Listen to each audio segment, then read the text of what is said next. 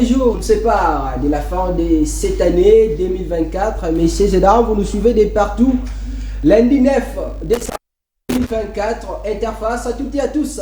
Bienvenue dans cette émission, une émission qu'on va faire en toute rationalité et le bon sens, parce que celui qu'on a reçu comme invité aujourd'hui, ce sont ses principes, c'est de cette manière-là qu'il fait les choses. Vous le connaissez très bien, on va les présenter bientôt, mais tout au long de cette émission avec notre invité, on va revenir sur les sujets qui fait la une ici en République démocratique du Congo. On parlera, je ne sais pas s'il faut l'appeler ainsi, cette guéguerre entre l'église catholique et le régime en place. Vous avez suivi Monseigneur Donatien Cholet qui a été reçu à la radio Top Congo. Mais avant ça, d'abord, la mise au point de la Cinco au vu de l'émission réalisée par le vice-premier ministre en charge des transports et voies des communications, Jean-Pierre Bimba, qui avait accusé la Cinco de beaucoup de choses. Vous avez suivi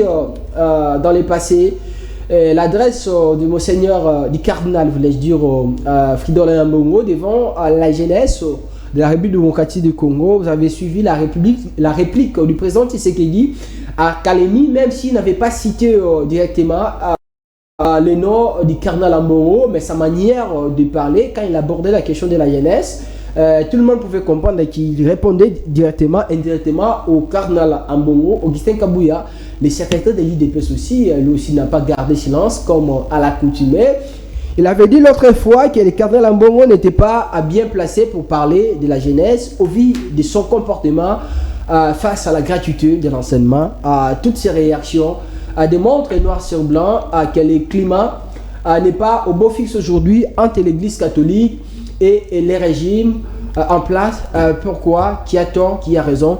On en parle dans cette émission. On va aussi aborder cette question de la motion de défiance. Vous le savez, au niveau de l'Assemblée nationale aujourd'hui, qui sera analysée dans cette plénière à l'égard du ministre de l'Infrastructure, Alexis Guissaro, qu'on acquise par les députés par rapport à sa gestion aux frais liés à la construction des routes ici en République démocratique du Congo. On ne manquera pas aussi d'aborder certaines thématiques, par exemple cette rencontre à l'Occident entre Moïse Katumbi et Martin Fayulu, l'opposition qui se prépare aussi pour mettre la pression au pouvoir en place face à cette proposition du président Tshisekedi liée au changement ou encore à la modification de la constitution de la République démocratique du Congo. À toutes et à tous, rebonjour et bienvenue. Bonjour ça. Bonjour Daniel Roland-Ley, bonjour à notre invité du jour, bonjour à toutes ces bonnes personnes qui nous suivent, et je profite de cette occasion pour vous souhaiter un excellent début de semaine. Alors, l'homme de la rationalité et les bons sens, José Kaniki, acteur politique et communicateur de l'Union Sacrée. Bonjour et bienvenue. Bonjour messieurs les journalistes Roland Daniel. Bonjour bien sûr aussi à madame Sarah Mboui. Et bien sûr, bonjour aux nombreux téléspectateurs de l'émission Interface, à qui bien sûr je présente déjà mes vœux le meilleur pour l'année 2025. Alors James Mouka, les maestros aux commandes pour vous permettre de suivre cette émission. José Kaniki, jadis vous étiez communicateur et cadre de l'ACP. Aujourd'hui on vous présente comme acteur politique tout simplement, mais aussi communicateur de l'Union Sacrée. Est-ce que d'entrée de jeu pouvez vous nous parler de cette transition, ce que vous êtes aujourd'hui, pourquoi vous avez quitté l'ACP? Est-ce que ce départ c'était sous pression ou bien c'était une décision personnelle venant de vous-même? Merci beaucoup, cher Daniel. Ça serait pour moi une première d'en parler. D'ailleurs, vous êtes la première personne qui me pose la question. Comme de nature, je ne suis pas trop bavard. J'aime plus me préoccuper de ce qui est moi, sinon en tout cas de l'actualité de mon pays dans le sens du progrès. Mais quand vous me posez la question, je ne peux que répondre.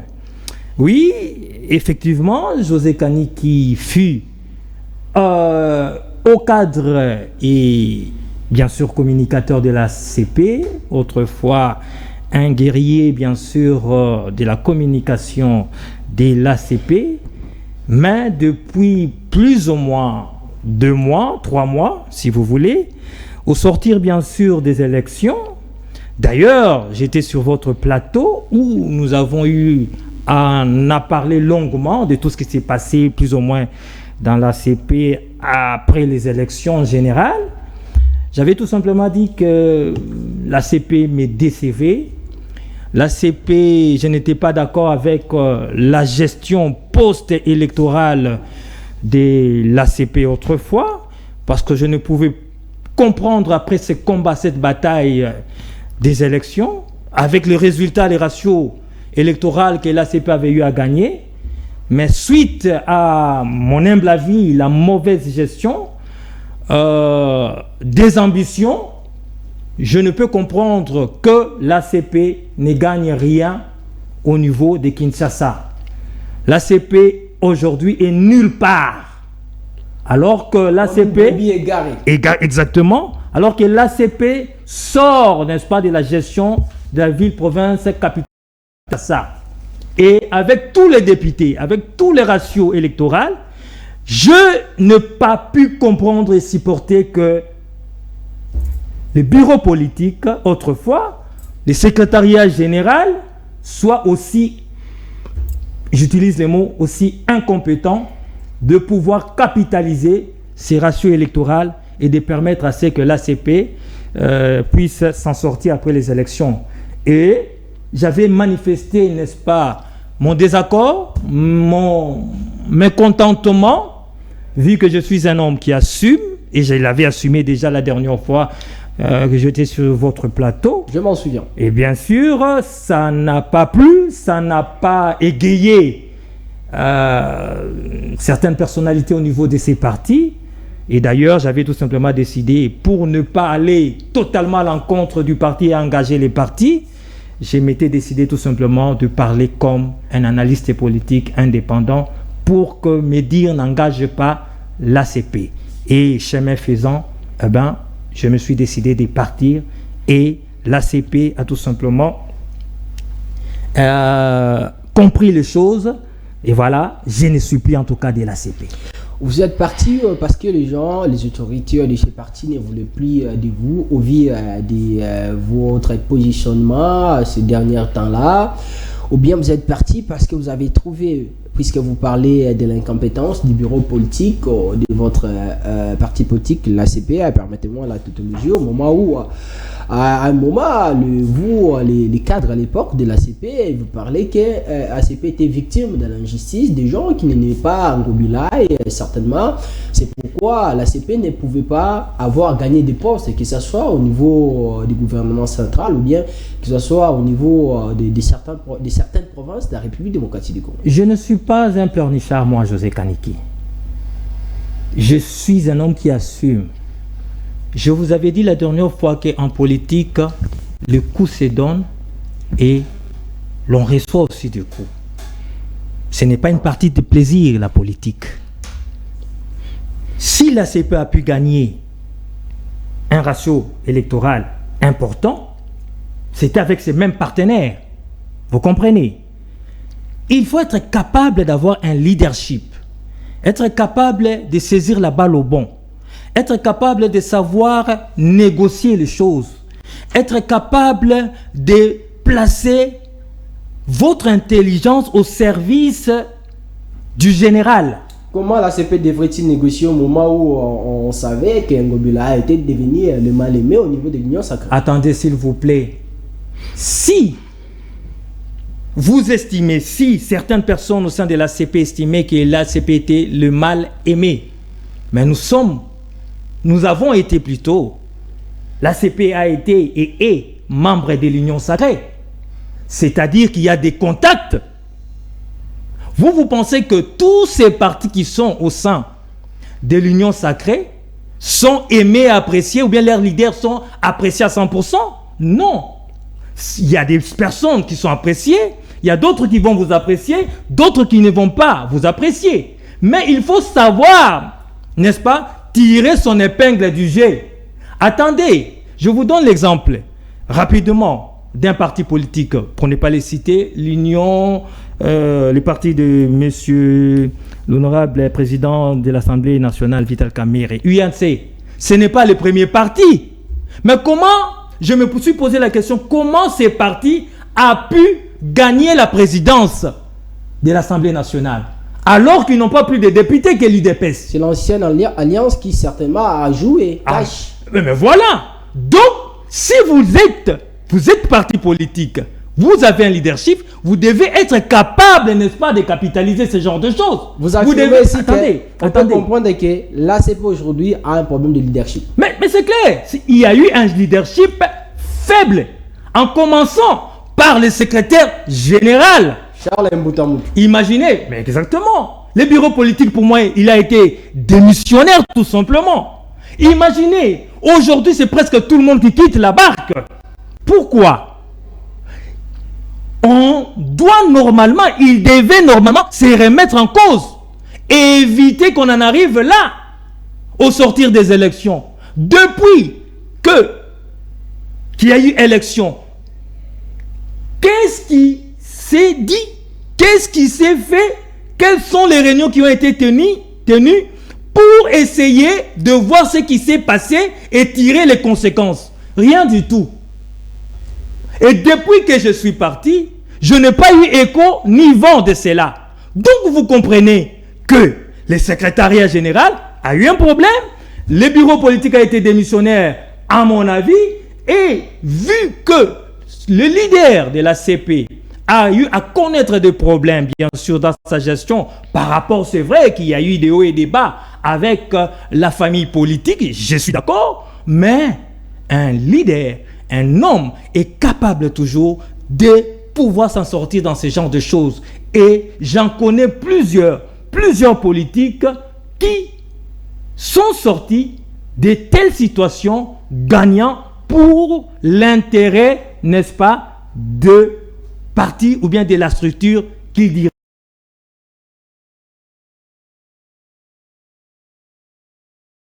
dirigent.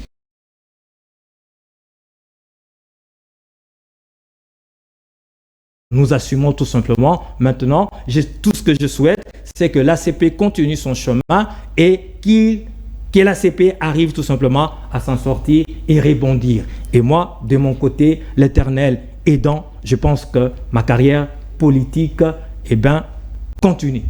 Alors, Monsieur José, les membres de l'ACP ont très souvent l'habitude de traiter leur parti politique comme étant un parti des démocrates.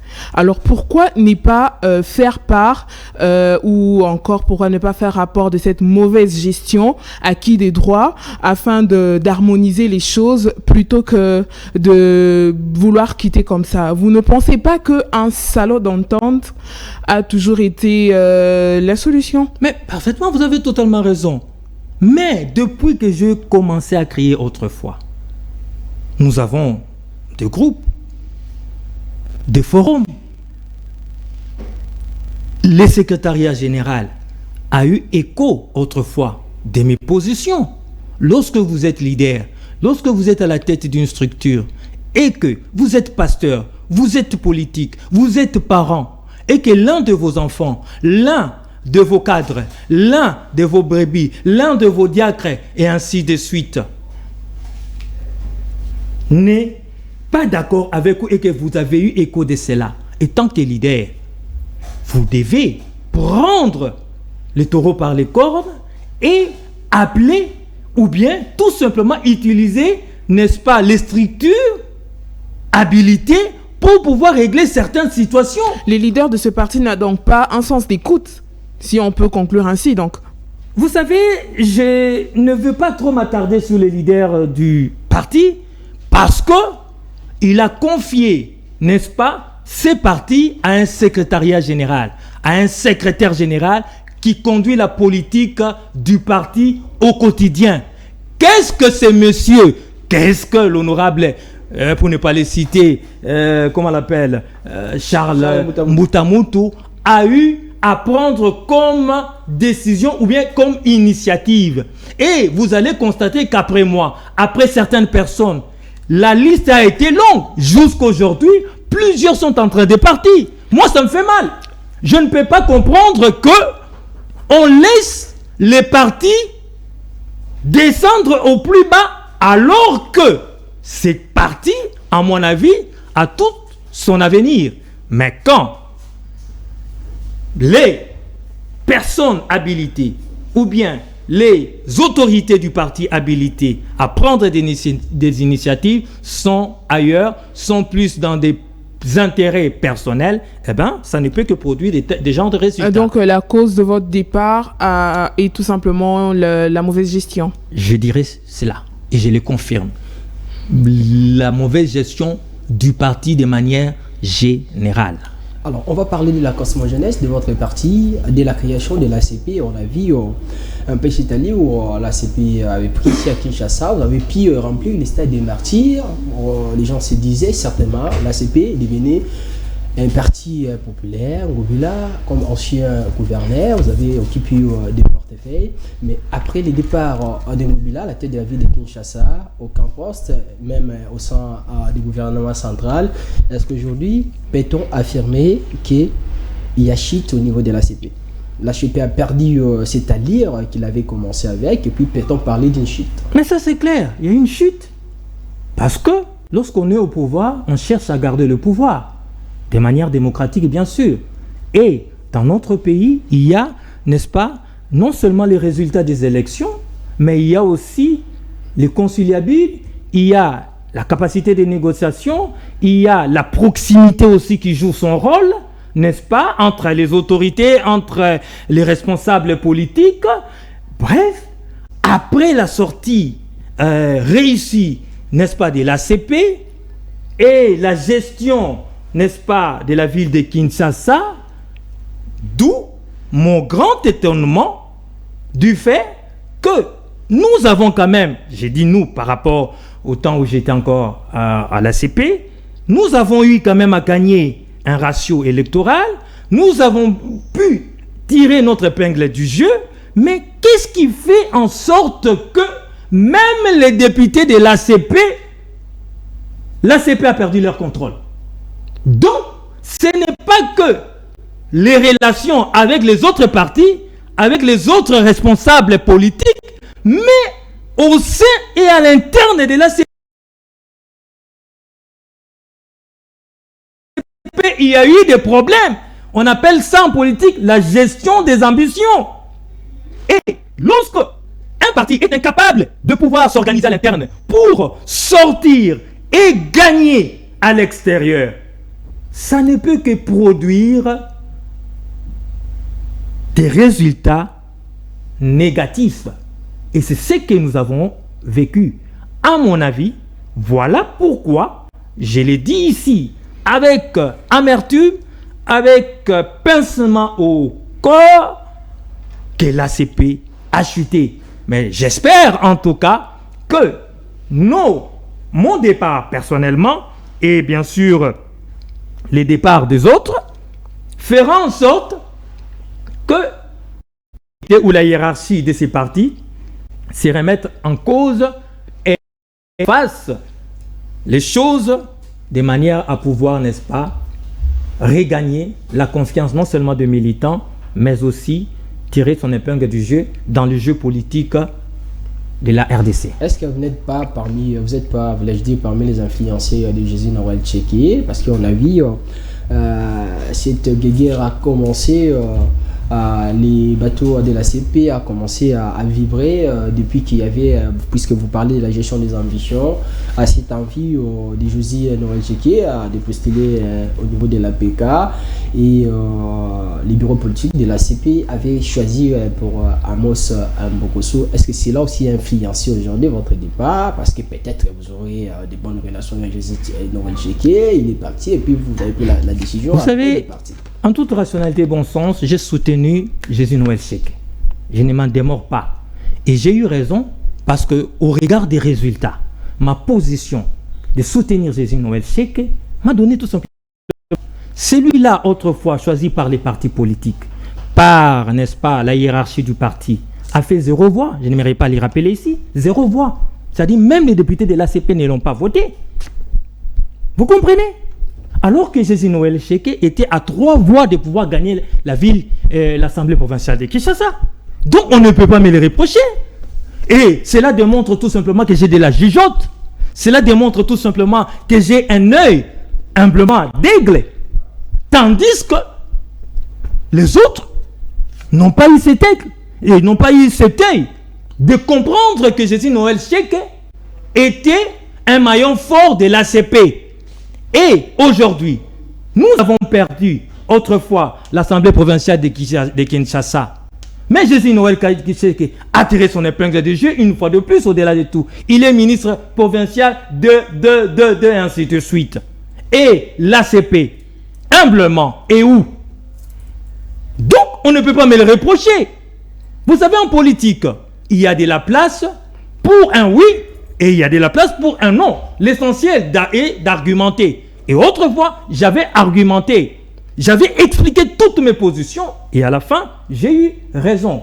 Donc, si ce n'est que pour ça, du fait que j'ai eu à soutenir Jésus Noël Cheke et que ça a créé des remous et que les autres n'ont pas accepté cela, eh bien, ils en ont le droit. Mais moi aussi, j'ai le droit de pouvoir constater. D'ailleurs, ni eux, ni moi, nous n'avons violé aucun texte de la République qui dit que vous pouvez adhérer dans un parti librement. Mais Madame Sarah, vous pouvez aussi les quitter. Alors, librement. Vous parlez du leadership, certainement la dernière question avant qu'on puisse aborder cette guerre entre l'Église et puis les régimes. Vous parlez de leadership, s'il faut qu'on puisse pointer du doigt les personnes physiques, le leadership, oui, c'est des ordres ces derniers temps au niveau de l'ACP, puisqu'on confirme la chute de l'ACP, à qui il tombait cette responsabilité, à lui-même, Gobila, qui est l'autorité morale de l'ACP, ou bien à ses proches, par exemple, Charles Mbutamutu, qui est le secrétaire, qui gère vraisemblablement le parti au quotidien. Je résume cela je résume cela comme ceci. Un secrétariat général incompétent,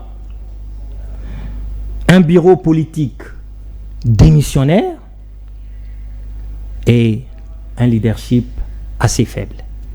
Bien réussi. C'est résumé plutôt cette conclusion par rapport à cette thématique. Alors, d'une thématique à une autre, on va aborder maintenant cette histoire, guerre église catholique, régime. J'en sais pas, peut-être. Vous avez suivi ces derniers temps les agitations, les réactions des uns et des autres, en commençant par les cardinals Mbongo, ensuite un monseigneur de l'ancien Cholet, vous avez suivi Augustin Kabouya, vous avez suivi les VPM des transports, Jean-Pierre Bemba, des attaques venant de l'Orient et de l'Occident face aux ambitions des uns et au positionnement des uns face aux autres. Quelle analyse pouvez-vous faire de ce qui se passe actuellement dans notre pays entre l'Église catholique et le régime Tshisekedi lié au changement ou encore à la modification de la Constitution de 2006 modifiée en 2011 à l'époque du président Kabila? Monsieur Roland Daniel, je vais aller un peu plus vite et méthodiquement. Le partenariat entre l'Église catholique ou l'État congolais et l'Église catholique ne date pas d'aujourd'hui. Ça a toujours été dans les domaines caritatifs, allais-je dire, dans les secteurs de l'enseignement et ainsi de suite. Ça n'a pas commencé aujourd'hui. Alors, du moment que ça n'a pas commencé aujourd'hui, j'aimerais faire des rappels. Dès la prise du pouvoir du président de la République de manière démocratique après une élection, le chef de l'État, premièrement, avait eu à inviter l'Église catholique lors de la prestation des serments de son premier mandat. L'Église avait décliné l'offre. Ça avait déjà annoncé les couleurs. En toute liberté, le chef de l'État l'avait accepté. Mais chef de l'État, garant du bon fonctionnement des institutions, se met toujours au-dessus de la mêlée. À chaque fois que l'Église catholique, non, je dirais bien, À chaque fois que M. Cholet, porte-parole de la Sainte-Cour, à chaque fois que le cardinal Ambongo, avec tous les respects, s'adresse à l'État congolais, représenté par le chef de l'État Félix Tshisekedi Tshilombo, à 99%, c'est de manière négative. C'est de manière négative. Ça, c'est clair. Mais le chef de l'État a toujours tendu sa main à ces personnalités, pour ne pas dire à l'Église catholique. Lorsqu'il faut le voir, lorsqu'il faut rencontrer ces personnalités, il les a toujours rencontrées. Lorsqu'il doit aller vers eux, il y va toujours. C'est pour dire que le chef de l'État, représentant, président de la République, se met toujours au-dessus de la mêlée. Mais attendez, 6 ans après, lorsque vous êtes en partenariat, très chère Madame Sarah, Monsieur Daniel, il y a des conditions où il y a des critères qui doivent représenter, n'est-ce pas, ces partenariats. C'est-à-dire la considération, le respect mutuel, la gratitude, la redevabilité. Bref, tout ce qui fera en sorte que ces partenariats puissent être solidifiés davantage. Mais avec le comportement de l'Église catholique ou de certains individus, de ceux-là qu'on appelait ou qu'on appelle les politiciens en robe ou en soutane, avec leur comportement, de diaboliser toujours de manière haineuse les régimes, les pouvoirs. Ce n'est pas digne des hommes, des dieux ou des hommes spirituels. En quoi l'Église catholique est en train de diaboliser les choses? Quand l'Église catholique dit des vérités par rapport aux réalités que nous vivons ici, est-ce que c'est la diabolisation? Voilà. L'honnêteté intellectuelle, le respect du partenaire veut que lorsqu'il faut reprocher des choses, vous puissiez les reprocher. Ça, c'est clair. Mais attendez, ça ne suffit pas. Mais lorsqu'il faut encourager, vous encouragez. Je venais de vous dire ici, à 99%, lorsque l'Église parle de son partenaire qui est l'État, c'est de manière négative. Ce n'est pas à 100% quand même. Ça veut dire qu'il y a un pourcentage, quelques pourcentages, où l'Église arrive à encourager aussi. Il faut reconnaître ça. Monsieur Roland, prenons l'exemple simple. Lorsque vous avez à la maison votre femme et ainsi de suite, ou vous êtes en partenariat avec une association dans une entreprise et j'en passe, eh bien, les deux parties, allais-je dire, doivent se respecter. Même l'une des parties ne se comporte pas bien. Attendez. L'autre partie doit se taire et puis parce qu'il y a... Ce n'est pas ce que j'ai dit. J'ai précisé que là où ça ne va pas, vous devez le dire. Mais là où ça va, vous devez aussi le dire. Vous devez encourager. Et maintenant, par rapport à M. Jean-Pierre Mbemba, et pour parler de l'actualité, disons, M. Mbemba, le VPM Jean-Pierre Mbemba, nous révèle que l'Église a pu percevoir de son partenaire, de l'État, pour des actions caritatives, n'est-ce pas, une bagatelle d'une somme de 600 000, de 300 000 fois 2, ça vous fait 600 000. Il y a plus ou moins 46 diocèses. Et l'Église n'a pas nié ça. S'il vous plaît, en République démocratique du Congo, ça vous fait 27 600 000 $. Avant que le VPM n'en parle, l'Église catholique a déjà signalé à quel peuple, dans quelle contrée, que les œuvres ou bien les ouvrages qu'ils construisent à gauche et à droite, c'est aussi l'aide et le soutien de la République démocratique du Congo. Et pourquoi l'État n'avait pas signalé ça à la population avant que l'Église puisse le faire? Attendez. Parce que l'Église a travaillé, vous avez suivi l'abbé de l'ancien Cholet, quand il a dit qu'il travaillait en collaboration avec les représentants de la présidence. La seule différence, c'est que, comment on appelle ça, les pouvoirs ou bien l'État congolais ne diabolise l'Église catholique. Et l'église aussi ne diabolise pas. Si, je viens de vous rappeler ici, et vous serez d'accord avec moi, en toute rationalité et bon sens, lorsqu'il y a des prêches, même dans l'église, c'est de manière négative. Ce qui n'est pas interdit. Je ne parle pas de ce qui est interdit. J'ai dit que lorsque vous êtes en partenariat, il y a un respect mutuel qui doit s'imposer. Il y a de la considération. Sinon, alors, vous coupez les ponts. Alors, Monsieur José, lorsqu'il s'agit d'un partenariat, on voit comment est-ce que l'Église essaye de se rabaisser un tout petit peu. Et du côté, lorsqu'il s'agit du président Félix Tshisekedi, on constate qu'il y a un rejet. Mais est-ce que ce n'est pas une façon de traiter l'Église catholique d'hypocrite? Mais faux et archi-faux, madame. Si, après 6 ans, le VPM, Jean-Pierre Mbemba,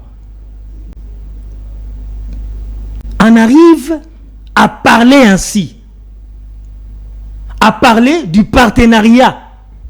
C'est parce que l'Église catholique, d'ailleurs il a commencé par là. Il a parlé même d'$1 million, c'est que l'Église a nié. Non, on a parlé de la première tranche. Il y a des vidéos qui circulent.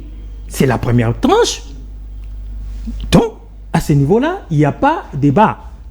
Mais ici, monsieur, madame Sarah, je vous ai dit ici que c'est l'Église catholique qui a toujours, permettez-moi l'expression, tiré sur le président de la République.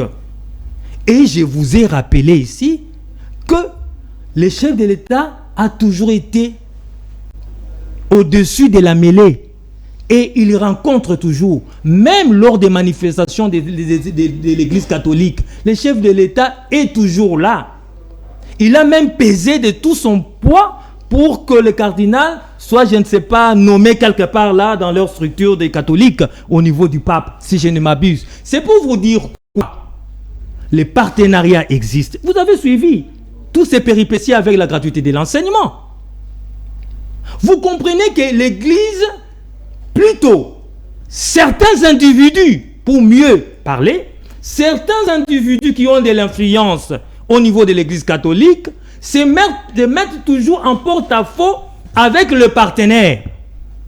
Voilà pourquoi Monsieur le VP n'a pas trouvé ça normal. Parce qu'il disait ceci: vous êtes là systématiquement à diaboliser et à ne pas reconnaître les bienfaits de votre partenaire. C'est quand même bizarre. Mais apparemment, ça donne comme l'impression comme si l'Église catholique ne sera jamais d'accord avec un régime quelconque qui sera au pouvoir, qui doit être au pouvoir. Mais voilà, vous devez vous poser la question, nous devons tous nous poser la question. J'ai dit ceci: sur le plan de la nation, il y a des failles. Et comme Congolais, comme Église, et même moi, j'en parle. Là, il n'y a pas de débat. Lorsque vous devez reprocher, par exemple, un détournement, vous devez le faire. Lorsque vous devez reprocher une certaine léthargie dans un domaine, dans un secteur, vous devez le faire. C'est quoi la différence entre votre manière de parler et la manière de parler de l'Église quand il faut dénoncer? Ah voilà. C'est que la différence, la première différence par rapport au sujet sous examen, c'est que moi, j'aurais souhaité que l'Église commence par dire dans les contrées où il se retrouve en train de construire des ouvrages avec l'argent de l'État, de pouvoir les dire pour permettre aussi à la population de comprendre que l'État ne les a pas abandonnés. Mais ils font le contraire. Alors qu'ils perçoivent de l'argent, ils construisent des ouvrages pour l'intérêt de la population, et c'est ça même l'intérêt de ces partenariats entre l'État et l'Église. Mais lorsqu'ils se retrouvent, ils présentent les choses comme si l'État ne faisait rien. Monseigneur Donatien, est-ce que ce n'est pas malhonnête ça?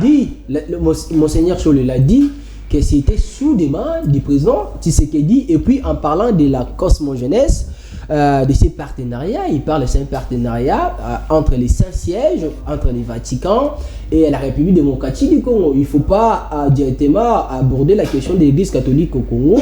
S'il faut parler de cette question, il faut commencer de ces partenariats quand le président Tshisekedi s'était rendu au niveau de Rome. Monsieur le porte-parole de la Senco doit avoir honte de les dire. Monsieur Roland, lorsque l'on vous propose quelque chose, de vous donner un bien, un cadeau, et ainsi de suite, quel que soit, n'est-ce pas, vous avez la latitude et la liberté de les rejeter et de les refuser. Vous n'êtes pas obligé. Même si c'est que vous soyez, attendez, mais voilà, que vous soyez demandeur ou pas, si vous trouvez que ce n'est pas intéressant, vous rejetez. Une fois le président de la République avait nommé M. Ambongo, comment on appelle ça, avec cette histoire de Covid comme ça. Vous vous rappelez, non? Ouais. M. Ambongo l'avait accepté. Il avait dit clairement non, niet. Là, c'était une nomination personnelle.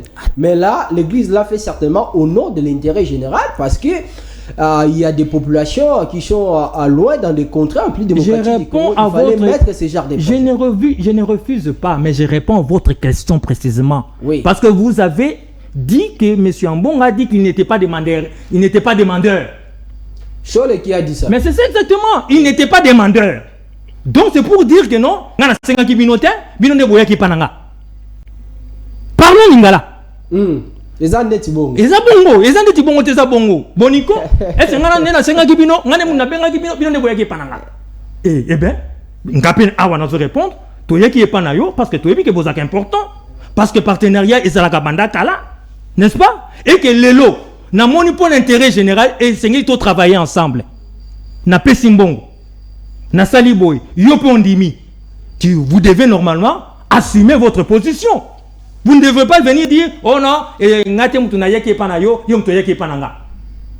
au-delà de ça, lorsque vous acceptez, vous assumez votre position d'accepter ces partenariats pour l'intérêt de qui, comme vous venez de le dire, pour l'intérêt de la population.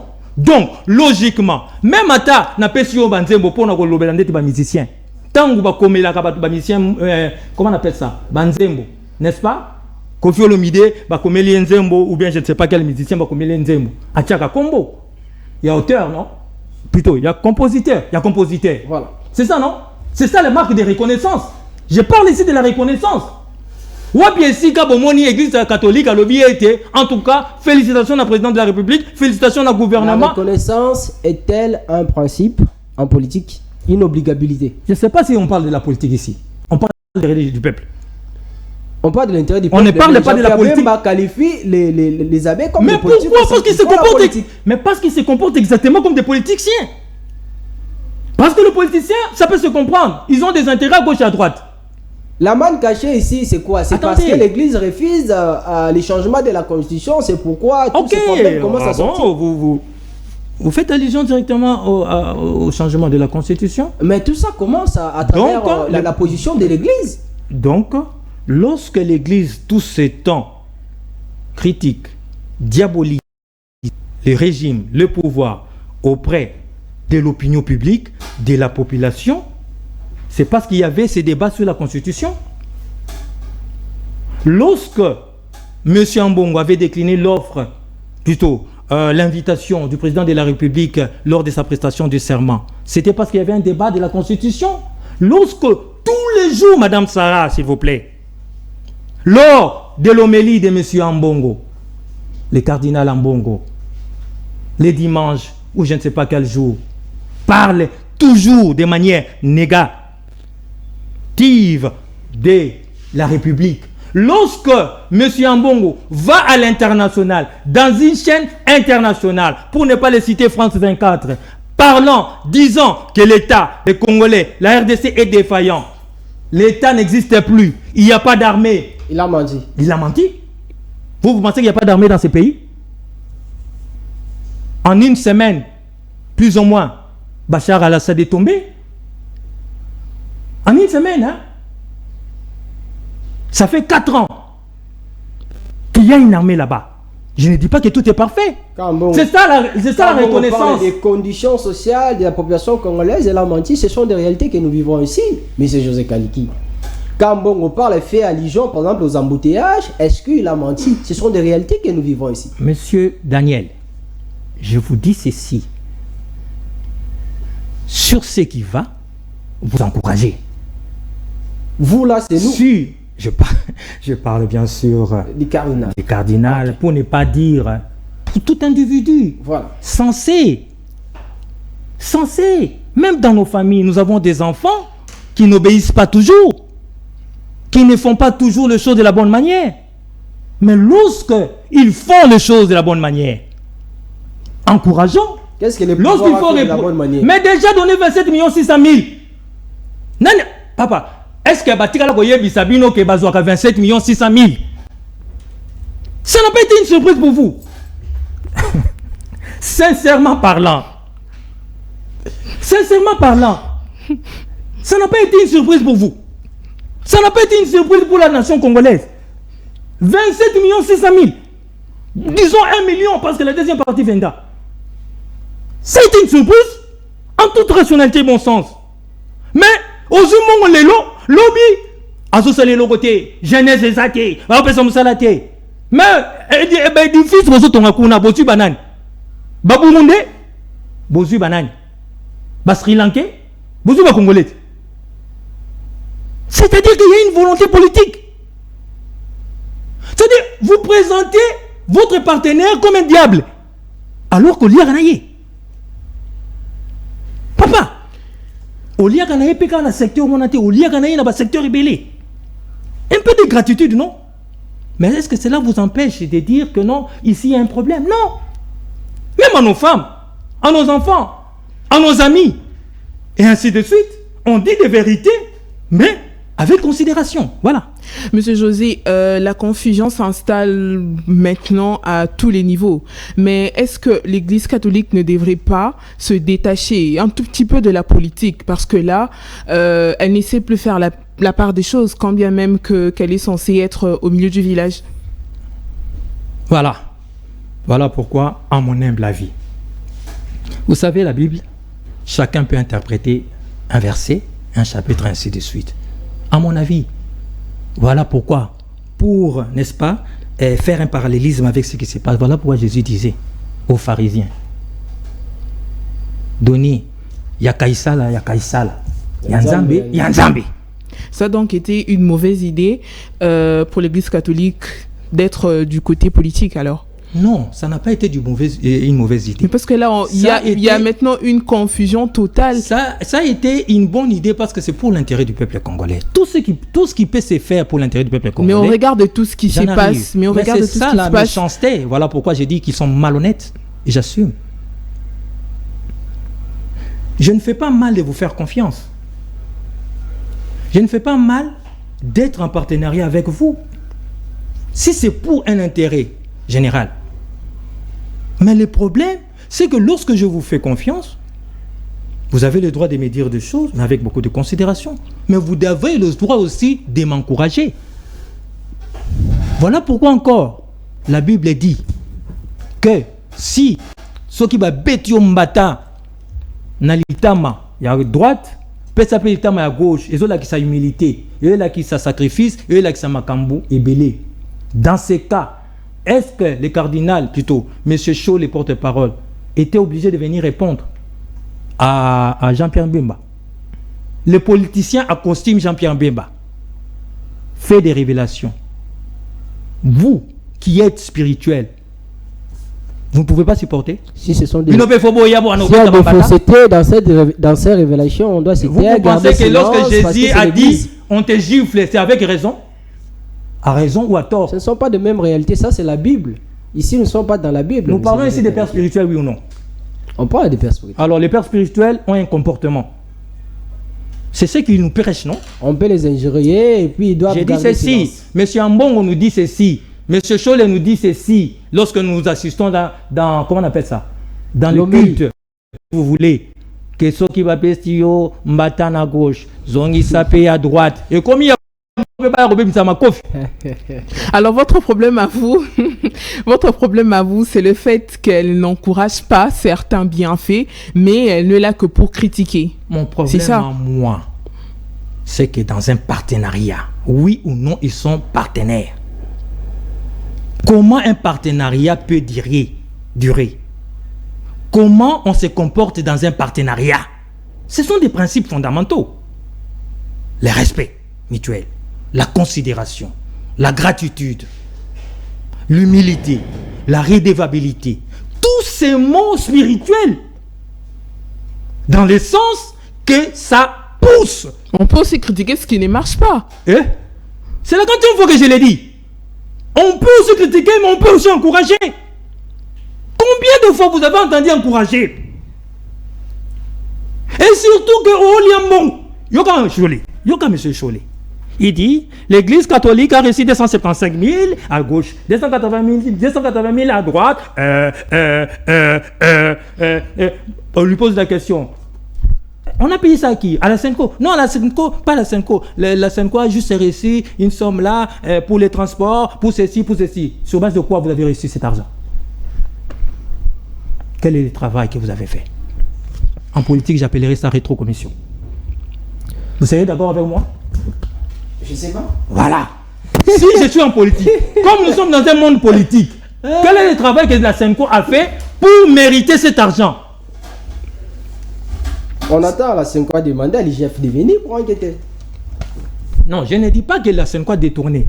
S'il vous plaît. Non, c'est pas ce que j'ai dit. J'ai dit les surplices là. Ce qu'ils ont reçu, je ne parle pas de tout ce qui allait dans les diocèses. J'aime bien me faire comprendre. Ce qui allait dans les diocèses l'ont géré, ils ont construit des ouvrages pour l'intérêt général. Je ne dis pas qu'ils ont détourné. Loin de moi l'idée. Mais j'ai dit ceci. Mosala nini bosala ki pour que mbongo ya leta ekota na libenga na bino. En politique, on allait appeler ça la rétrocommission, tous ces mots-là un peu bizarres là. Mais ici, comme c'est l'église, on l'accepte. Alors, ceux qui vont travailler dans Moutou, et Sengeli, Bossala Makamuna Limemia pour l'intérêt, na bino mibale, mais surtout pour l'intérêt du peuple congolais. Nde yango nazo loba.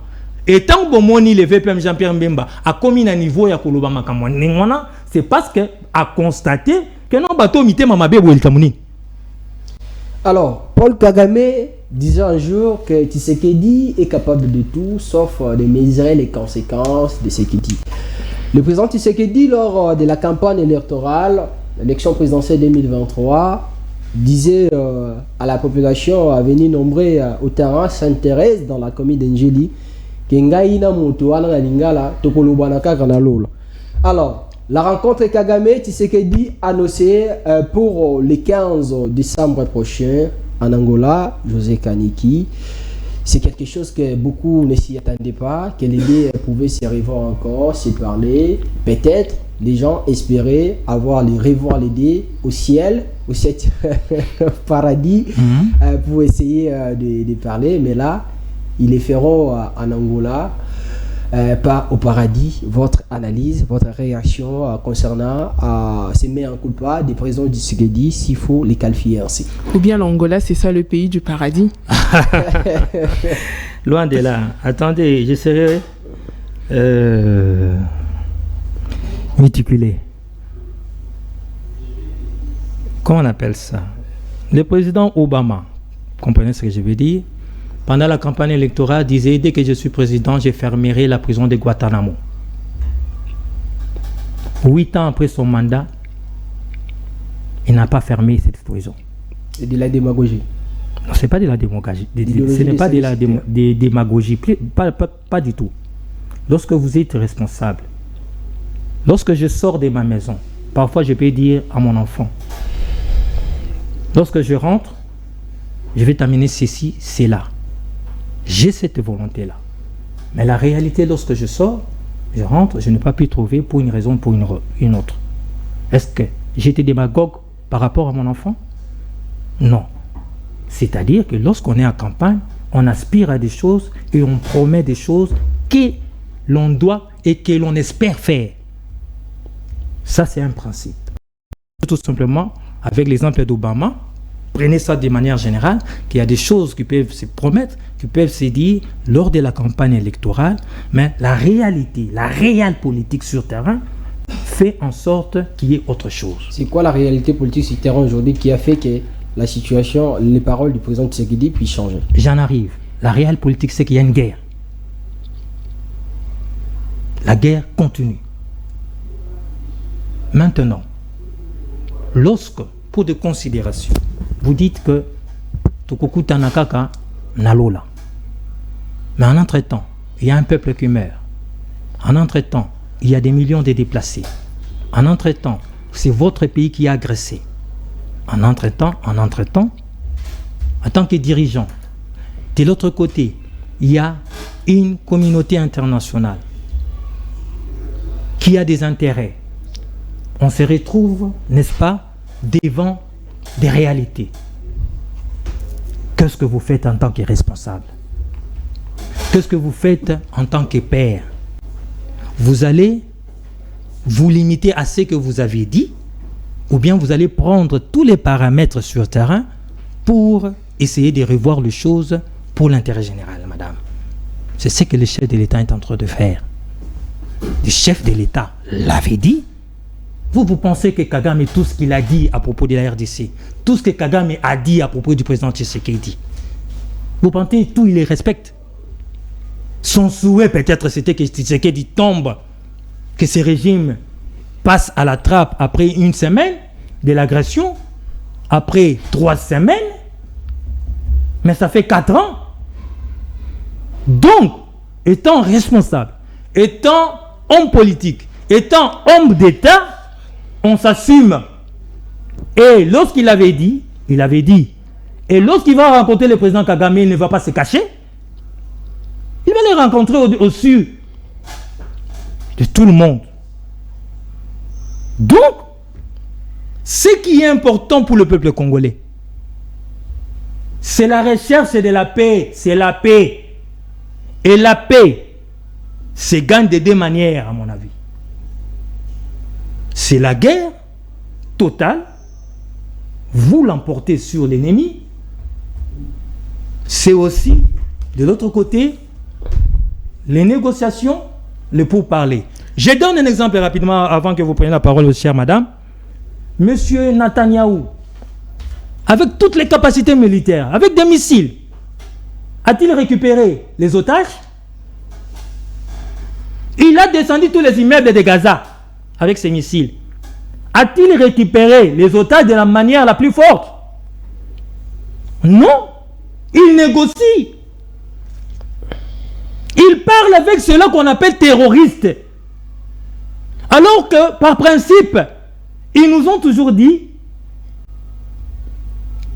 l'on ne négocie jamais avec les terroristes. Mais ils négocient. Pourquoi? Pour l'intérêt de leurs compatriotes. C'est ça, la politique. C'est ça, les relations internationales. C'est ça, être homme d'État. Qu'en pensez-vous de ceux qui disent que le président Tshisekedi parle un peu trop, même si le commencement était la parole, ça à un moment, il doit parler, mais il ne se canalise pas. Il nous avait parlé de cette histoire-là de la moindre escarmouche, il vient, il parle de cette histoire avec Kagame, il parle même à Lubumbashi, et en passant par Kalimi, ils se contredisent. Là où il parlait de la jeunesse, il parle à Kalimi, il dit que l'État n'est pas capable de donner le travail à tout le monde, des contradictions de sa part. Est-ce que tout ça, parce qu'il parle un peu trop, à un moment, il doit prendre à se canaliser et à garder silence? Celui qui n'a pas parlé pendant 18 ans ou 23 ans, pour ne pas parler, ne pas les citer, Joseph Kabila, le président de l'époque, le peuple congolais les lui ont reproché qu'il était taiseux, qu'il était presque baba, qu'il n'avait pas la langue. Lui, il parle. Lui, au moins, nous avons ses idées. Nous pouvons l'analyser. Nous pouvons être les cerner, mais au-delà, pour répondre à votre question. Ce que vous appelez contradiction, moi, je n'appelle pas ça contradiction. Moi, j'appelle ça la réelle politique. J'appelle ça aussi, par rapport à cette histoire de jeunesse. Vous connaissez un seul pays où l'État donne le travail à tous les jeunes? Mais lui, il savait ça. Pourquoi il avait promis aux jeunes dans ces mêmes discours, le problème c'est que vous prenez un morceau de 2 secondes. Alors, attendez, je vous réponds. Vous prenez un morceau de 2 secondes, vous ne le liez pas avec tout ce qu'il a dit pendant 10 minutes, par exemple. Qu'est-ce qu'il a dit pendant 10 minutes? C'est vrai, l'État et Pesaka, mon salaire n'a pas jeune. Mais qu'on peut ça, place il y a pas jeune, n'a qu'à l'État et kokokate. C'est une réalité à travers le monde. Mais aïe ko baki saboui. Que sengeli, ben investisseur baya, climat des affaires, pour que ben investisseur baya. C'est ça le principe. Si vous bino poponi na bino kozwa, l'État peut ça comme salate. Mais au-delà de tout, l'État ne moutoko sala été a créé musala. Et ça là que investisseur baya pour na couper ça ba jeune misala de manière générale. Mais problème c'est ça que ba na ko répondre ndeko na ngai journaliste.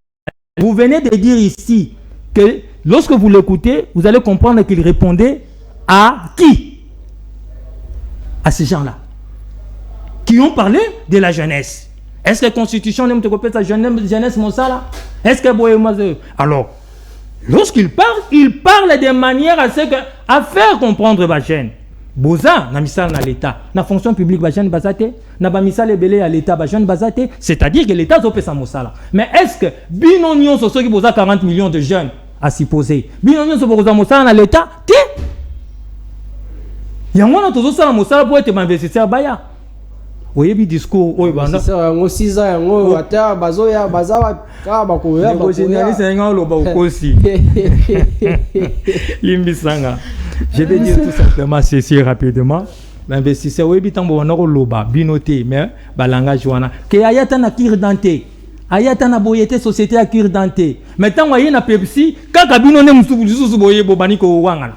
Tant a saliete, comment on appelle, bis à transcrire pendant qu'on a la montée pour les uns ici, fabriqué pour les autres ici. Bobani ko critiquer yango. Tant a sali que Safire ya, bobani ko critiquer yango. Tant a sali que Kiko. Après 33 ans, et puis ça moussala. Bobani ko critiquer yango. Tant ozo bunda peut être lobito et zala. Bozo critiquer yango. Finalement bolingini. Lobito fose la TI 2060. Alors monsieur José, pour rapidement finir, je vais revenir sur cette question concernant la rencontre du président et Kagame en Angola. Le peuple sait que l'ennemi de la paix c'est Paul Kagame, mais ce même peuple sera quand même surpris de voir leur leader rencontrer son ennemi. L'ennemi des Israéliens, c'est les terroristes. Ils négocient avec eux. L'ennemi de la paix des Israéliens, ce sont tous ces États voisins. Mais ils parlent toujours avec eux d'une manière ou d'une autre. Mais le président devrait aussi quand même écouter sa population. Ça veut dire quoi écouter sa population? Puisque la population, la vraie population qui est concernée directement. Je dis bien que tous les pays sont concernés. Mais comprenez ce que je vais dire, s'il vous plaît. La population réelle qui est concernée directement, c'est celle qui a quitté chez elle. Ce sont des millions à l'Est. C'est ceux-là qui sont tués à 10 millions. 10 millions, madame. Vous pensez qu'eux ont les soucis plus de la guerre ou bien ils ont les soucis plus de la paix? C'est ça la grande question. Maintenant, et la guerre, et les négociations, et la diplomatie, allais-je dire, font partie des mécanismes qui peuvent amener la paix. Lorsque la Russie et, qu'on appelle ça, l'Ukraine sont en guerre, depuis des années maintenant, ils n'ont jamais coupé le pont, d'une manière ou d'une autre. Nous ne réinventons pas la roue. C'est vrai, ça nous agace, je comprends. Et je suis le premier. Mais celui-là qui a la réalité du pouvoir, qui sait en réalité ce qui se passe, qui peut percevoir, ne va pas suivre ce que j'ai dit. Parce que, en réalité, moi je peux spéculer. Est-ce que vous savez, pour parler d'escarmouche rapidement, vous savez, il y a la guerre aussi médiatique. Il y a certaines choses que Gaga me dit pour déstabiliser médiatiquement, diplomatiquement, politiquement la RDC.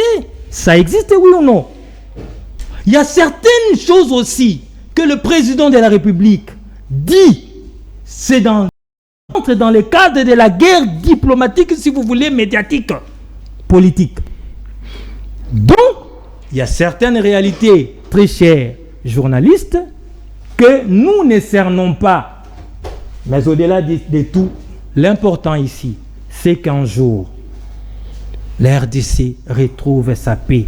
Et pour terminer, très cher monsieur, très chère madame, la paix, on l'a fait avec qui? Avec son ami ou avec son ennemi? La guerre, on l'a fait avec qui? Bien sûr, avec son ennemi. Donc, dans tous les cas, et la paix et la guerre, c'est avec son ennemi qu'on l'a fait. Ce sont des principes, je pense. Alors, je vous donne une minute où vous abordez cette motion de défiance à l'égard de Alexis Dissaro, et puis vous en profitez aussi pour conclure l'émission. Apparemment, nous n'avons pas parlé de la Constitution. Bon, ça ne dérange pas. Déjà, rapidement, il est clair que personnellement, je suis pour le changement de la Constitution. Je suis pour les référendums. On a le temps, on va programmer une autre émission. Tout à fait. Par rapport à votre préoccupation, que les députés, que le bureau de l'Assemblée nationale laisse faire les choses. Le mandat du député est non impératif. Le rôle, la fonction du député, c'est le contrôle de l'exécutif et, n'est-ce pas, comment dire ça, les mots m'échappent, concernant les lois, n'est-ce pas? Et lorsque les députés veulent faire leur travail, je pense qu'ils les font derrière leur propre conscience. Je pense que l'Assemblée doit aligner, n'est-ce pas, la motion de défiance et que la procédure soit respectée. Si les ministres doivent tomber, qu'ils tombent, parce qu'il n'est pas le seul ministre et le seul intelligent et capable de pouvoir être et exercer, disons, pratiquer ces ministères, ou encore, s'il doit rester, mais je pense que ça va lui servir de leçon afin qu'il s'améliore pour l'intérêt général. Mais au-delà de ça, ce n'est pas que de sa faute. Il n'y a pas que lui, parce que c'est une chaîne. Si, pour terminer, si, lui, son ministère a besoin de 100 millions, un exemple à la volée comme ça, pour bien faire son travail, construire les routes à gauche, à droite, et ainsi de suite, réhabiliter. Si le gouvernement ne lui a remis que 50 millions, ça va créer un déficit. Donc, c'est un problème général et je pense que tout ça doit entrer les députés doivent prendre cela en considération. Mais en tout cas, à mon avis, c'est que les députés doivent faire leur travail et voter, s'il faut voter, n'est-ce pas, la défiance en toute conscience. En toute rationalité et le bon sens que nous avons tourné cette émission du début à la fin. José Kaniki, acteur politique et communicateur de l'Union Sacrée pour la Nation, c'est un réel plaisir pour nous de vous recevoir une fois encore sur ce plateau d'Interface. Merci surtout d'avoir répondu à toutes nos questions. C'est moi qui vous remercie, très chère madame, très cher monsieur, et merci pour les téléspectateurs. Ce n'est pas la dernière fois, je le pense. Je serai toujours disponible si Dieu nous prête vie pour l'intérêt de la nation, bien sûr. Avec plaisir. Merci, Sarah. Merci, Daniel. Merci, monsieur José. Merci à vous. Alors, cette émission, je la dédie spécialement au général Bundu Lupungu en mairie et à vous tous de nous avoir suivis. Nous vous disons merci. On va se retrouver demain pour le deuxième numéro de la semaine de cette émission. Que vive la République, vive la RDC. Restez amoureux de l'excellence et du professionnalisme. Ouh.